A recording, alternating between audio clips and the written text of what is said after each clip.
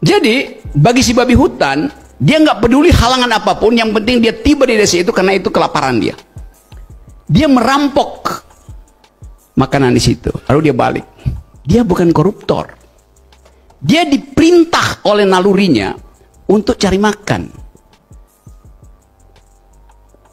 Pejabat kita lebih dari itu. Udah kenyang, masih lampai kepala rakyat buat tiba di sumber-sumber kekuasaan, buat mencuri di situ.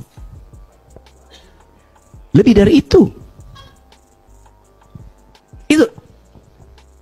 Itu hal kalau saya bandingkan, karena Ayu cerita tentang Lampung itu. Jadi itulah ukuran yang hendak kita ucapkan, bahwa eksesif dari kekuasaan adalah korupsi. Babi hutan tidak eksesif pada kekuasaan. Secara natural dia mesti makan itu. Itu poinnya. Jadi bagaimana supaya tidak kelihatan lakukan korupsi? Dia jadi babi hutan. Karena itu bukan korupsi namanya, mau makan.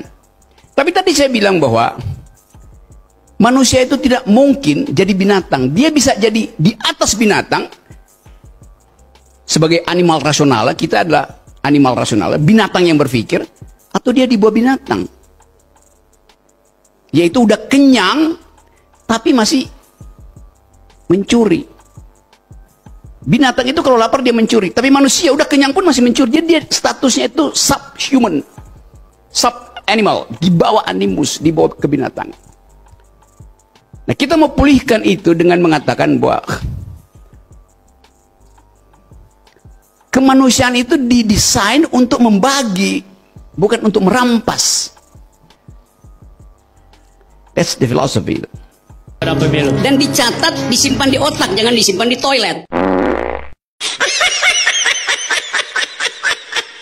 Seorang politikus senior yaitu Budiman Sujatmiko juga pernah dibuat kalang kabut oleh Rocky saat membahas tentang KUHP. Budiman bilang begini nih, ini ada orang yang membenarkan diri sendiri tuh, menyalahkan orang terus itu. Apa yang salah dengan menyalahkan orang? Setiap hari gue salahin Budiman itu. Jadi radikal gue. Mengkafirkan orang. Tapi mengkafirkan orang ya. Kamu menyalahkan aku tidak pernah punya presiden sejarah terjadi pembunuhan.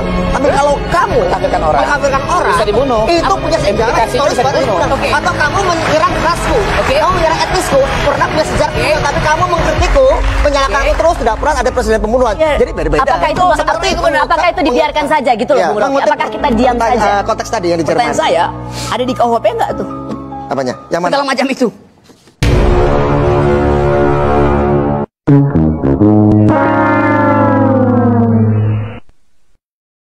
Pada sisi lain, perdebatan panas antara Rocky dan Budiman mengenai Pancasila berlangsung sengit. Mereka berdua sama-sama mengeluarkan argumennya masing-masing dengan penuh semangat. Tapi lagi-lagi Budiman harus bertekuk lutut dalam perdebatan mengenai Pancasila tersebut. Sekarang saya balik pada pertanyaannya. Ini ada 3 politisi. Kapan Pancasila berubah menjadi ideologi negara? Pidato 1 Juni 45. Disitulah yang etis, yang logis, yang estetis dari sebuah ideologi diuraikan oleh beliau. Baik, dalam metode berpikir. Justru itu dia bukan ideologi, karena Bung Karno pun tahu bahwa itu diskurs, bukan ideologi. Coba you terangkan bahwa semua aspek itu ada dalam Pancasila yang 5. Ada dalam pidato 1 Juni. Ada di dalam konstitusi apa enggak? Sudah kita perhati bersama. Ada di dalam konstitusi apa enggak? Oke.